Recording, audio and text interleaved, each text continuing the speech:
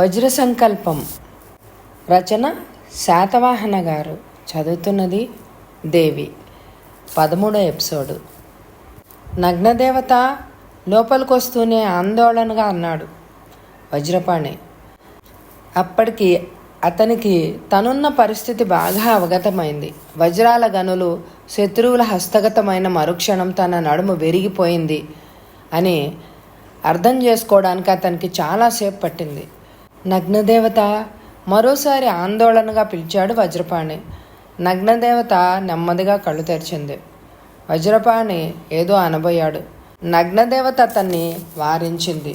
నాకు తెలుసు, నీ వజ్రాల గనులు శత్రువులు ఆక్రమించుకున్నారు, అంతేనా? చాలా శాంతంగా అంది. వజ్రపాణి మాట్లాడలేదు. నగ్నదేవత మొహంలో ఎలాంటి మార్పు లేదు. సూర్యుడు నీ జాతక చక్రం నుంచి నిష్క్రమించాడు. నీ జాతక చక్రాన్నంతా శని ఆక్రమించుకుని నిన్ను వక్ర దృష్టితో చూస్తున్నాడు. వజ్రపాణి, నీ ఉజ్వల దశ నేటితో అంతరించింది. ఆ మాటలు అంటూనే వజ్రపాణి గుండె పగిలినట్టు అనిపించింది. అలా అనకు నగ్నదేవత, నాకు మార్గం చెప్పు. నువ్వు ఆ మాట అన్నావంటే అది జరిగి తీరుతుంది, నాకు తెలుసు. చెప్పు నగ్నదేవత, ఈ పరిస్థితి నుంచి బయటపడే మార్గం చెప్పు వేడుకున్నాడు వజ్రపాణి. వజ్రపాణి లాంటి వాళ్ళు సాగినన్నాళ్ళు తమను మించిన వాడు లేరు అని విర్రవీగుతారు. తమ కథ అంతమబోతోంది అని తెలిసినప్పుడు తట్టుకోలేక సమను కాపాడమని సాధువులను సన్యాసులను కాళ్ళు చేతులు పట్టుకుంటారు. వజ్రపాణి ప్రస్తుతం అదే చేస్తున్నాడు. చెప్పు నగ్నదేవత, నాకు మార్గం చెప్పు మరోసారి వేడుకున్నాడు వజ్రపాణి. నగ్నదేవత అతని కళ్ళలోకి స్థిరంగా చూసింది. నీకిప్పుడు ఒకే ఒక మార్గం ఉంది, సూర్యనేత్రం.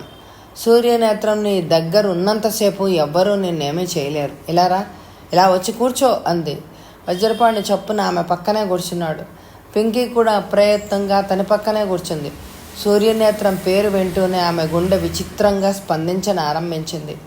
నగ్నదేవత తన పక్కనే ఉంచుకున్న ఉంగరం ఒకటి చేతి వేల్లోకి తీసుకుంది. దగదగా మెరిసిపోతోంది ఆ ఉంగరం.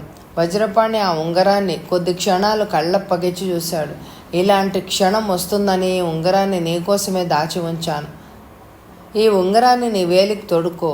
నవరత్నాలు పొదిగిన ఉంగరం ఇది. దీని మహిమ అపారం. నవరత్నాలకు నవగ్రహాలకు దగ్గర సంబంధం ఉంది. నవరత్నాలు పొదిగిన ఉంగరాన్ని ధరించడం వల్ల నవగ్రహాలు నీ పట్ల ప్రసన్నంగా ఉంటాయి. ఇందులో కెంపు సూర్యగ్రహానికి, ముత్యం చంద్రగ్రహానికి, పగడం కుజగ్రహానికి, పచ్చ బుధగ్రహానికి, పుష్యరాగం గురుగ్రహానికి, వజ్రం శుక్రగ్రహానికి, నీలం శనిగ్రహానికి, గోమేధికం రాహుగ్రహానికి, వైఢూర్యం కేతుగ్రహానికి ప్రతినిధులు. ఈ ఉంగరం ధరించడం వల్ల ఈ గ్రహాలన్నీ నీకు మేలు చేస్తాయి, తీసుకో అంది నగ్నదేవత. వజ్రపాణి ఆ ఉంగరాన్ని అందుకొని భక్తిగా కళ్ళకు అద్దుకొని వేలికి పెట్టుకున్నాడు. నగ్నదేవత వెంటనే తన చేతిలో ఉన్న మంత్రదండాన్ని ఎదురుగా ఉన్న హోమగుండం చుట్టూ తిప్పుతూ బిగ్గరగా మంత్రాలు చదవడం సాగించింది. పింకీ తన కళ్ళని తానే నమ్మలేకపోయింది. హోమగుండంలోంచి నెమ్మదిగా ఒక కలశం పైకి లేవనారంభించింది. ఆ కలశంలో ఉన్న వస్తువును చూస్తూనే ఆమె కళ్ళు మెరమెట్లు గొలిపాయి. దాంట్లోంచి వెలువడుతున్న కాంతి ముందు హోమగుండంలోంచి పెళ్ళపెళ్ళమంటూ పైకి లేస్తున్న అగ్ని జ్వాలలు కూడా వెలవెలబోతున్నట్టు అనిపించాయి. పింకీ హఠాత్తుగా ఊపిరి బిగబట్టింది. సూర్యనేత్రం, అవును, సందేహం లేదు, ఇదే సూర్యనేత్రం. ఆమె కళ్ళప్పగించి విస్మయంగా వజ్రం కేసి చూస్తూ ఉండిపోయింది. ముందుగా ఆ మహావజ్రం గురించి ఆమెకు తెలిసి ఉండకపోతే అంత పెద్ద వజ్రం ఉంటుంది అని ఆమె కల్లో కూడా ఊహించేదే కాదు. హోమగుండం నుంచి సూర్యనేత్రం పైకి వస్తూనే నగ్నదేవత మరింత బిగ్గరగా మంత్రాలు చదువుతూ పూలతో ఆ వజ్రాన్ని అభిషేకించింది. మరుక్షణం మరొక అద్భుతం జరిగింది. ఆ వజ్రం సోకుతూనే పూలరేకులు ఒక్కసారిగా మండిపోయి క్రమంగా మంటల్లో మండిపోనారంభించాయి. కొద్ది క్షణాల్లోనే ఆ వజ్రాన్ని అభిషేకించిన పూలన్నీ భస్మమైపోయాయి. పింకీకి తను చూస్తున్నది కలో నిజమో అర్థం కాలేదు. నగ్నదేవత నెమ్మదిగా ఆ కలశంలోంచి సూర్యనేత్రాన్ని బయటికి తీసి వజ్రపాణి కేసి చాచింది. దీన్నందుకో, ఈ మహావజ్రం ఎప్పుడు బలి కోరుతూ ఉంటుంది. దీనికి కావలసిన బలులిచ్చి ఎప్పటికప్పుడు సంతృప్తి పరుస్తూ వచ్చావు. ఇది ఇప్పుడు నిన్ను కాపాడుతుంది. వజ్రపాణి దోసిట్లో ఆ వజ్రాన్ని భక్తిగా అందుకున్నాడు. నగ్నదేవత మళ్ళీ చెప్పసాగింది, నవరత్నాల్లో గొప్పది వజ్రం, వజ్రాల్లోకెల్లా గొప్పది సూర్యనేత్రం. దీని శక్తి అపారం. ఇది నిన్ను తప్పకుండా కాపాడుతుంది. వజ్రపాణి కళ్ళు వెర్రి ఆనందంతో విచ్చుకున్నాయి. సూర్యనేత్రం, సూర్యనేత్రం, సూర్యనేత్రం నా దగ్గరుండగా ఎవ్వరూ నన్ను ఏమీ చేయలేరు, ఎవ్వరూ ఏమీ చేయలేరు అంది. ఆ వజ్రాన్ని నెత్తిమీద పెట్టుకొని పిచ్చివాడిలా నాట్యం చేయసాగాడు. పింకీకి ఒక క్షణం అతను నిజంగానే పిచ్చివాడిగా మారిపోయాడేమోననే సందేహం పీడించింది. మిగతా వాళ్ళు కూడా అతని ఉన్మాద నృత్యాన్ని ఆశ్చర్యంతో కళ్ళప్పగించి చూడసాగారు. వజ్రపాణి! అకస్మాత్తుగా మేరు గంభీరమైన కంఠస్వరం వినిపించడంతో వజ్రపాణి తన వికార నాట్యాన్ని ఉన్నట్టుండి ఆపేశాడు. ఆ కంఠస్వరం వింటూనే కళ్ళు చించుకుంటూ తన చుట్టూ విస్మయంగా చూశాడు. ఎవ్వరూ కనిపించలేదు. అదే కంఠస్వరం, అవును అదే కంఠస్వరం. ఎన్ని సంవత్సరాల తర్వాత వింటున్నాడు మళ్ళీ ఆ స్వరం. కానీ అది ఎలా సాధ్యం? అతను మరోసారి తన చుట్టూ చూశాడు. ఈసారి కూడా ఎవ్వరూ కనిపించలేదు. ఏమిటిది? తను భ్రమ పడుతున్నాడా? అవును, భ్రమే అయి ఉండాలి. వజ్రపాణి! మరోసారి వినిపించింది ఆ కంఠస్వరం. భ్రమ కాదు, నిజం, నిజంగా నిజం. ఎవరు ఎవరు ఎవరది? కంటికి కనిపించకుండా చాటున దాక్కున్నారే, ముందుకు రండి అని అరిచాడు. ఆ మరుక్షణం బిగ్గరగా నవ్వు వినిపించింది. ఎటో చూస్తావేంటి వజ్రపాణి? ఇటు చూడు. వజ్రపాణి అటువైపు చూశాడు. చూస్తూనే అదిరిపడ్డాడు. గుర్తుపట్టావా వజ్రపాణి అన్నాడా వ్యక్తి. విశ్వధర వర్మ విస్మయంతో అన్నాడు వజ్రపాణి.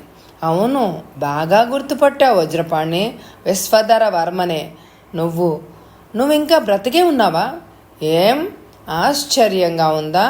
సంవత్సరం క్రితం ఒకసారి నువ్వు నన్ను ఇదే ప్రశ్న అడిగావు.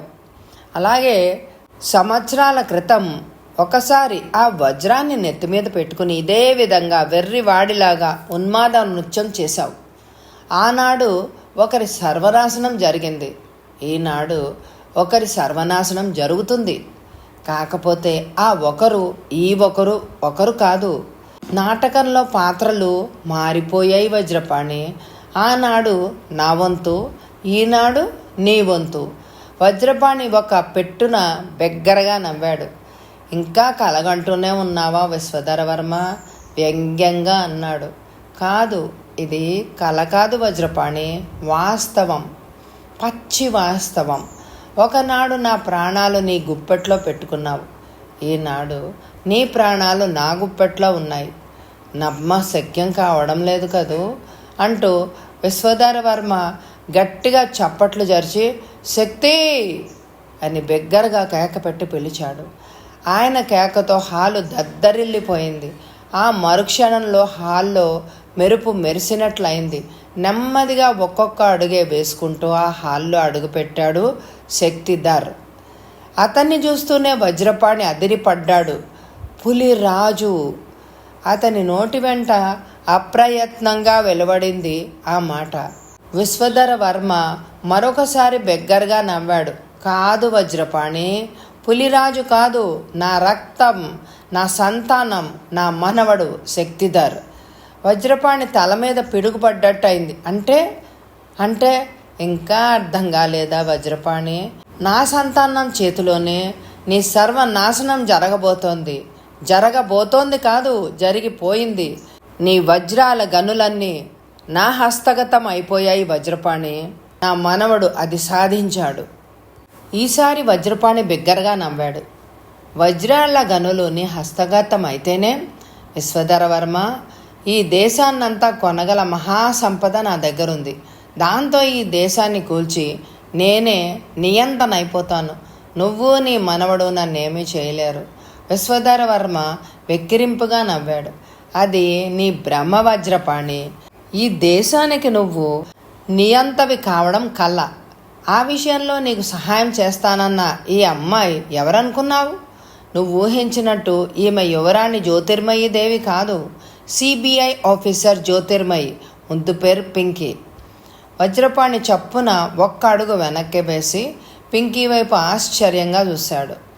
అతని వెర్రిచూపు చూస్తూనే పింకీ ఒక్కసారి పగలబడి నవ్వనారంభించింది. ఎందుకలా చూస్తున్నావు వజ్రపాణి? ఆయన చెప్పింది అక్షరాల నిజం. ఇంకొక సత్యం చెప్పమంటావా? నేను పెద్ద కేడీనని నమ్మి నువ్వు ఎంతగానో విశ్వసించే ఈ జూడా డేవిడ్ ఇద్దరు నాతో లాలూచిపడి సూర్యనేత్రం కోసం నన్ను ఇక్కడికి తీసుకొచ్చి యువరాణి జ్యోతిర్మయి దేవిగా నన్ను నీకు పరిచయం చేశారు అని అంది. నో అరిచాడు వజ్రపాణి. ఎందుకలా అరుస్తావు వజ్రపాణి? మరొక నిజం చెప్తే నీ గుండె పగిలిపోతుందేమో. ఇన్నాళ్ళు నువ్వు నగ్న దేవతగా పూజిస్తున్న ఈ నగ్న దేవత మైలమ్మ ఎప్పుడో నాతో చేతులు కలిపేసింది. ఆమె పక్కనే నిలబడిన ఆ బైరాగి ఎవరో కాదు, మైలమ్మకు స్వయాన కన్న కొడుకు అన్నాడు విశ్వధర వర్మ. ఈసారి వజ్రపాణి నోటి వెంట అరుపు కూడా పెకల్లేదు. తల తిప్పి నగ్న దేవతకేసి వెర్రివాడిలాగా చూశాడు.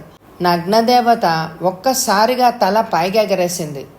ఆమె మొహం ఇప్పటికీ ప్రశాంతంగానే ఉంది.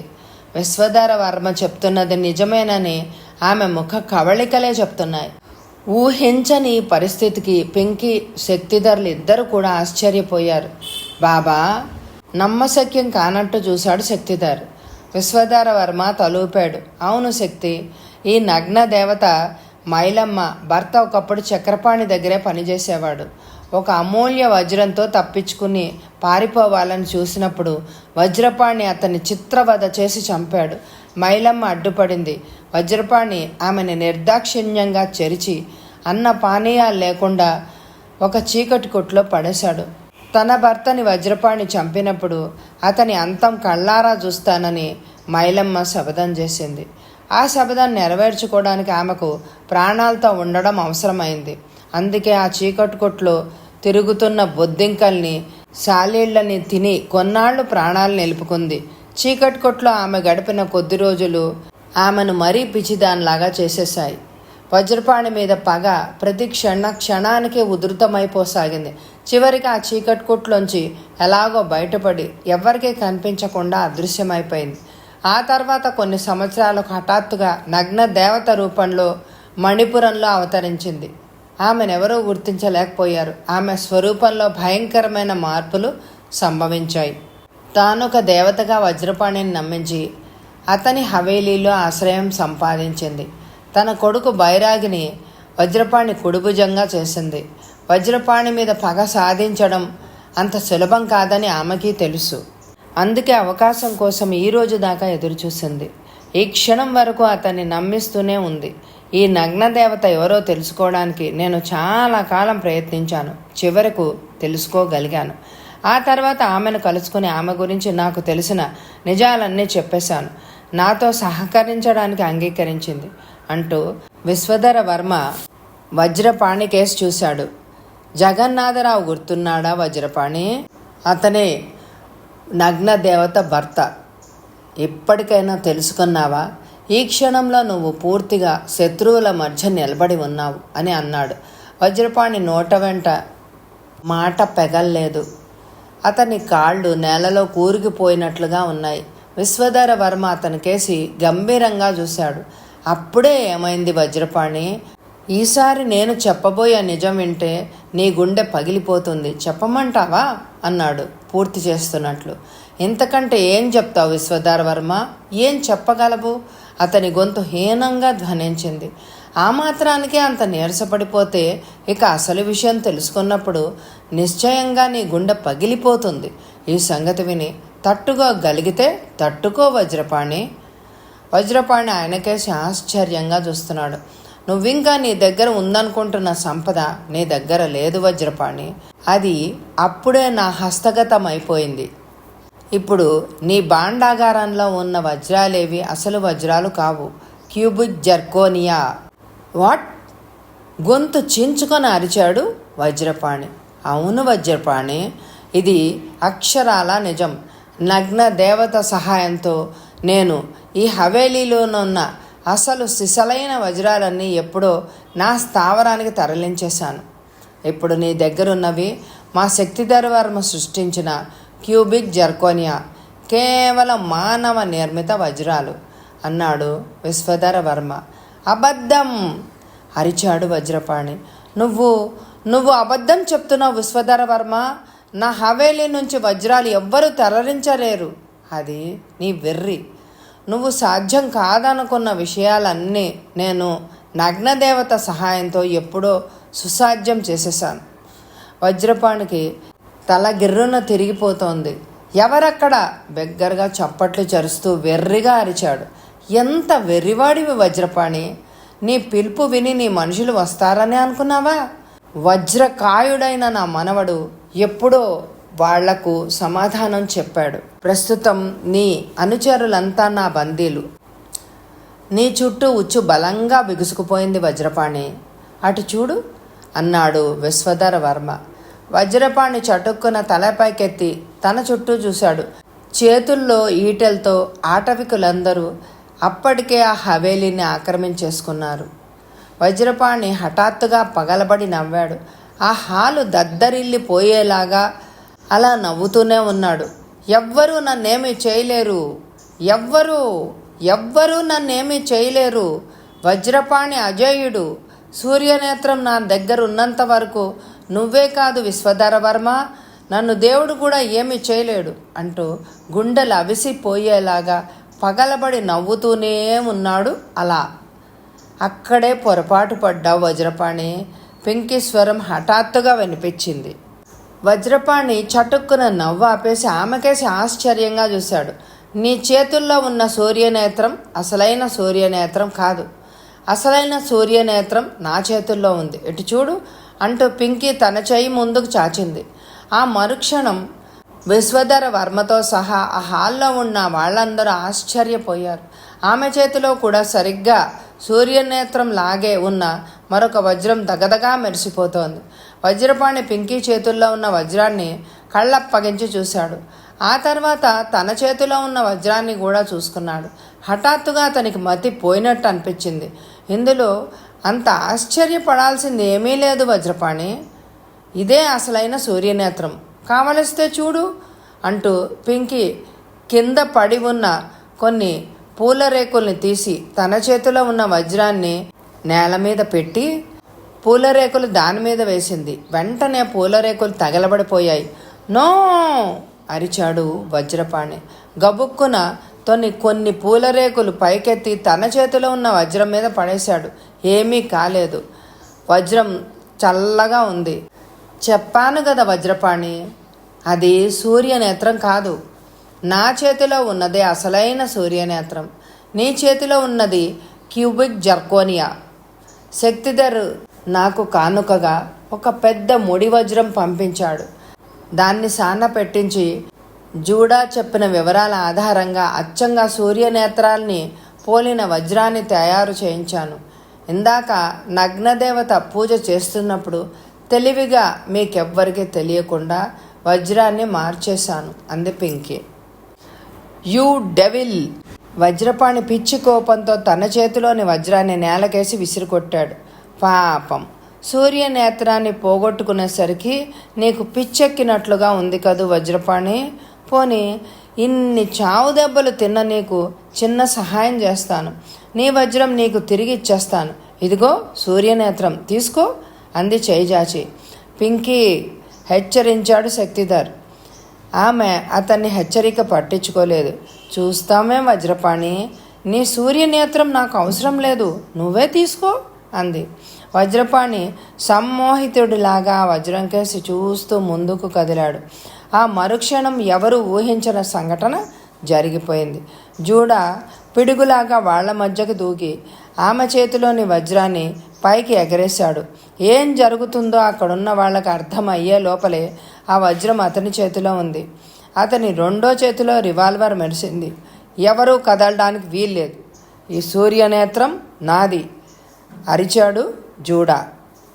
ఆ మరుక్షణం అతను గొంతులోంచి వికృతమైన కేక వెలువడింది. భళ్ళున రక్తం కక్కుకొని కింద పడిపోయాడు. డేవిడ్! అతను విస్మయంగా ఇంకా అనబోయే లోపలే అతని ప్రాణాలు గాల్లో కలిసిపోయాయి. జూడా వీపులోంచి గుండెల్లోకి దింపిన పిడి బాకు బయటికి లాగి డేవిడ్ వికృతంగా నవ్వాడు. సూర్యనేత్రం ఎవరిది కాదు, నాది. దీనికోసమే ఇన్నాళ్ళు కాచుకున్నాను అంటూ సూర్యనేత్రంతో వెర్రివాడిలా గంతులేయడం ప్రారంభించాడు. అటువంటి మహావజ్రం చేతిలోకి రాగానే అతనికి మతిపోయింది అని అర్థమైపోయింది. ఉత్తర క్షణంలో రివాల్వర్ పేలిన శబ్దం ఆ హాల్లో మారుమోగిపోయింది. డేవిడ్ వెర్రిగా కేకపెట్టి నేల కూలిపోయాడు. వజ్రపాణి చేతిలోని రివాల్వర్ పొగలు కక్కుతోంది. నమ్మక ద్రోహుల్లారా, చావండి అంటూ వెర్రివాడిలాగా అతను అప్పటికే ప్రాణం పోయిన జూడా, డేవిడ్ల శవాల వైపు మరో 2 సార్లు రివాల్వర్ పేల్చి నగ్నదేవత వైపు తిరిగాడు. విశ్వధర వర్మ మీద నాకు కోపం రావడం లేదు. నన్ను నమ్మించి గొంతు కోసిన మీ ఇద్దరిని బ్రతకనివ్వను అంటూ నగ్నదేవత మీదకి, బైరాగి మీదకి వరుసగా 3 సార్లు రివాల్వర్ పేల్చాడు. బుల్లెట్స్ సరిగ్గా వాళ్ల గుండెల్లోంచి దూసుకుపోయాయి. వాళ్ళిద్దరూ హాహాకారాలు చేస్తూ నేల కూలిపోయారు. వజ్రపాణి గిరుక్కున విశ్వధర వర్మ గ్యాస్ తిరిగి ట్రిగర్ నొక్కాడు. క్లిక్మని చప్పుడు వినిపించింది. రివాల్వర్ పేలలేదు. లాభం లేదు వజ్రపాణి, అందులో ఇంకా బుల్లెట్స్ లేవు అన్నాడు విశ్వధర వర్మ. వజ్రపాణి రివాల్వర్ కింద పారేసి నేల మీద పడి ఉన్న వజ్రాన్ని అపురూపంగా చేతిలోకి తీసుకున్నాడు. సూర్యనేత్రం నాది, సూర్యనేత్రం నాది. తనలో తానే పిచ్చిగా గొణుక్కున్నాడు. సారీ వజ్రపాణి, నేను అబద్ధం చెప్పాను. అది అసలైన సూర్యనేత్రం కాదు. నువ్వు విసిరి కొట్టిందే అసలైన సూర్యనేత్రం. ఇదిగో నా చేతుల్లో ఉంది అంది పింకీ. వజ్రపాణి చటుక్కున తల పైకెత్తాడు. అవును వజ్రపాణి, నేను నీకిచ్చింది సూర్యనేత్రం కాదు, క్యూబిక్ జర్కోనియా.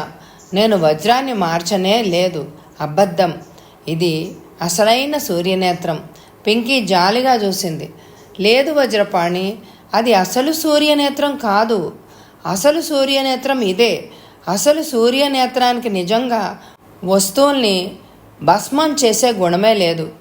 పింకీ, ఏంటి నువ్వు అంటున్నది అన్నాడు విశ్వధర వర్మ. అవును, సూర్యనేత్రానికి అసలు వస్తువుల్ని భస్మం చేసే గుణం లేదు. అది అన్ని వజ్రాల వంటిదే. దానికి ఆ ప్రత్యేకమైన గుణం ఉందని జూడా చెప్పినప్పుడు నేను చాలా ఆశ్చర్యపోయాను. అలాంటి వజ్రం ఉండడం అసాధ్యం అని అనిపించింది. ఇందాక నగ్నదేవత సూర్యనేత్రం మీద పూలు జల్లే పద్ధతి గమనించినప్పుడు నాకు అసలు రహస్యం తెలిసిపోయింది. ఆ పద్ధతే నేను ప్రయోగించి క్యూబిక్ జర్కోనియా మీద పూల రేకులు పడి మండిపోయేలా చేశాను. అంటే ఆశ్చర్యంగా చూశాడు శక్తిధర్. భాస్వరం అంది పింకీ. నగ్నదేవత సూర్యనేత్రం మీద పూలు చల్లినప్పుడు ఎవ్వరికీ తెలియకుండా భాస్వరం కలిపింది. గాల్లోని ప్రాణవాయువు సోకుతూనే పూల రేకులు కాలిపోయాయి. కానీ నగ్నదేవత అలా ఎందుకు చేస్తుంది? సూర్యనేత్రాన్ని లేని గుణం ఆపాదించడంలో ఆమె ఉద్దేశం ఏమై ఉంటుంది అన్నాడు శక్తిధర్. ఆ విషయం ఆమె చెప్పాలి. కానీ ఆ విషయం చెప్పడానికి నగ్నదేవత ప్రాణాలతో లేదు. బహుశా సూర్యనేత్రానికి ఒక దుష్టశక్తిని ఆపాదించి ఆ శక్తిని కంట్రోల్ చేయగల శక్తి తన దగ్గర ఉందని నిరూపించి వజ్రపాణిని పూర్తిగా తన గుప్పెట్లో పెట్టుకోవడానికి ఆమె అలా చేసి ఉండాలి అంది పింకీ. ఇప్పుడు అసలు సూర్యనేత్రం మన దగ్గరుంది. మోసం, నెమ్మదిగా లేస్తూ అన్నాడు వజ్రపాణి. అరచేతిలోని వజ్రం నేల మీద పడిపోయింది. మోసం, అందరూ కలిసి నన్ను మోసం చేశారు. లేదు వజ్రపాణి, వజ్రాల మీద నీకున్న వ్యామోహమే నిన్ను మోసం చేసింది, నిన్ను పూర్తిగా పతనం అయిపోయేలాగా చేసింది అన్నాడు విశ్వధర వర్మ. వజ్రపాణి ఉన్నట్టుండి ఆయన పాదాల ముందు మోకాళ్ల మీద కూలబడ్డాడు. నువ్వే గెలిచావు విశ్వధర వర్మ. నేను ఒక జీవితకాలం కష్టపడి కూడబెట్టిన సంపద అంతా పోగొట్టుకున్నాను. నేను జీవించి ప్రయోజనం లేదు. చంపై విశ్వధర వర్మ, నన్ను చంపై. విశ్వధర వర్మ అతనికేసి గంభీరంగా చూశాడు. ఒకప్పుడు నేను కూడా నీ ముందు మోకరిల్లి ఇలాగే ప్రార్థించాను వజ్రపాణి. కానీ ఆ రోజు నీకు నా మీద జాలి కలగలేదు. జీవితాంతం నా వాళ్ళని పోగొట్టుకున్న దుఃఖంతో కుమిలిపోయి కొంచెం కొంచెంగా చావమని శపించి నన్ను ప్రాణాలతో వదిలేశావు. ఈరోజు నేను నిన్ను ప్రాణాలతో వదిలేస్తున్నాను వజ్రపాణి. వజ్రపాణి చేతులు జోడించాడు. ప్లీజ్ విశ్వధర వర్మ, నన్ను చంపేయ్, ప్లీజ్ చంపేయ్. లేదు వజ్రపాణి, నిన్ను చంపి నా చేతులు మైలపరుచుకోలేను. నీ ప్రాణాలను ఏం చేసుకోవాలో నువ్వే నిర్ణయించుకో అన్నాడు విశ్వధర వర్మ. వజ్రపాణి హతాశుడైపోయి చూశాడు ఆయన వైపు. అతని కళ్ళు క్రమంగా నేలవాలిపోయాయి. డేవిడ్ శవం చేతిలో ఉన్న కత్తి అతని దృష్టిని ఆకర్షించింది. చెయ్యి ముందుకు చాచి నెమ్మదిగా ఆ కత్తిని అందుకున్నాడు. నీ అంత గుండెధైర్యం నాకు లేదు విశ్వధర వర్మ. నాకున్నదంతా పోగొట్టుకుని ప్రాణాలతో జీవచ్ఛవంలా బ్రతకడం నాకు ఇష్టం లేదు. అందుకే అంటూ కసుక్కున తన గుండెల్లో కత్తితో పొడుచుకుని ఆయన పాదాల ముందు కూలిపోయాడు. విశ్వధర వర్మ తన కాళ్ళ దగ్గర పడున్న వజ్రపాణి శవాన్ని కొద్ది క్షణాలు కళ్ళప్పగించి చూశాడు. తర్వాత నెమ్మదిగా శక్తిధర్ భుజం మీద ఒక చెయ్యి, పింకీ భుజం మీద ఒక చెయ్యి వేసి వెనక్కి తిరిగాడు. హఠాత్తుగా ఆయనకు వయసు ఒక్కసారి మీద పడిపోయినట్లు అనిపించింది. పదండి, వణుకుతున్న స్వరంతో అన్నాడు ఆయన. ఒక దుష్టయుగం ఇంతటితో సమాప్తమైపోయింది. కౌసల్య తను ఎదురుగా నిలబడి ఉన్న శక్తిధర్ వైపు కొద్ది క్షణాలు కళ్ళప్పగించి చూసింది. అతని మొహం ఆమెకు స్పష్టంగా కనిపించడం లేదు. కౌసల్య, నా మాట నిలబెట్టుకున్నాను తల్లి. ఇదిగో నీ కొడుకు.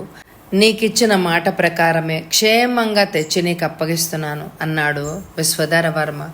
ఎంత ఆశ్చర్యం అంది కౌసల్య. ఆమె గొంతు వణుకుతోంది.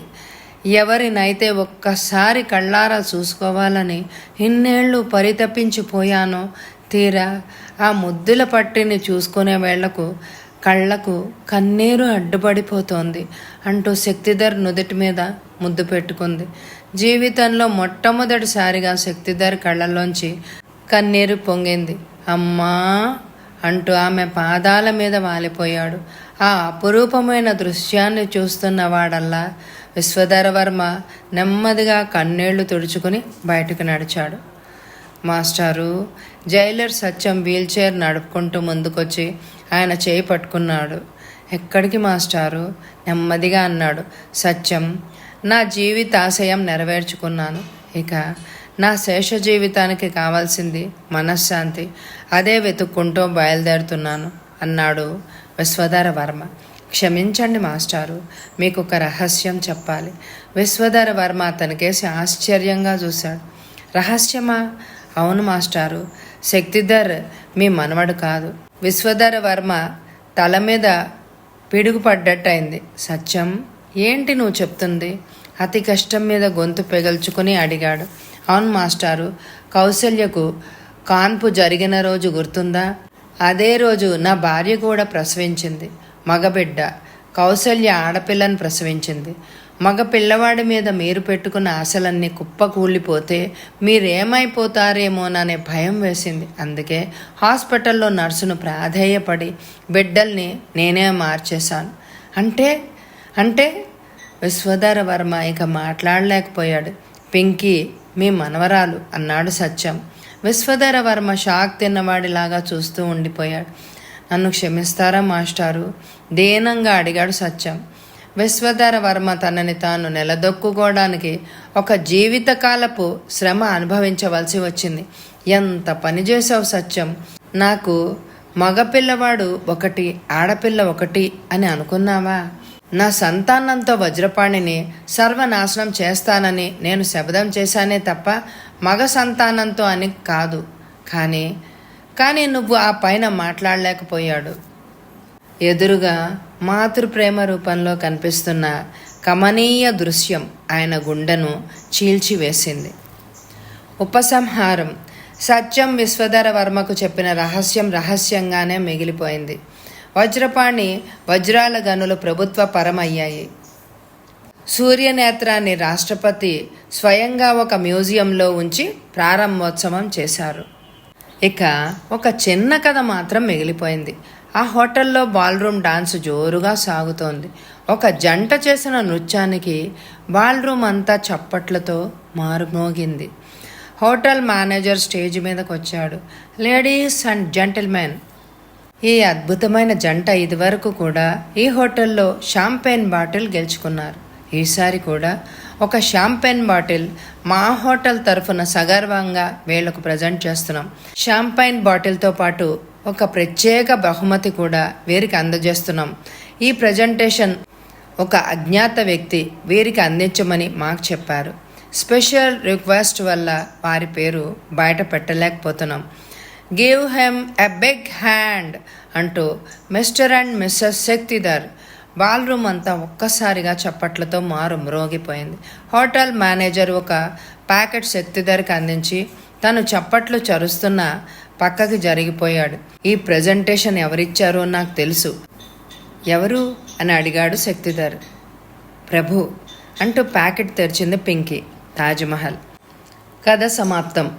వజ్ర సంకల్పం అనే నవల రాయడానికి వజ్రాలను గురించి అనేక శ్రమల కోర్చి అనేక నిజాలు సేకరించిన శ్రీ శాతవాహన గారికి నా ధన్యవాదాలు. అలాగే ఇంత బాగా ఆదరించిన మీ అందరికీ కూడా నా కృతజ్ఞతలు. ఇటువంటి నవలలు కావాలంటే తప్పకుండా శ్రీ కథాసుధా ఛానల్ని లైక్ చేయండి, సబ్స్క్రైబ్ చేసుకోండి, అందరికీ షేర్ చేయండి. Thank you very much my dear friends.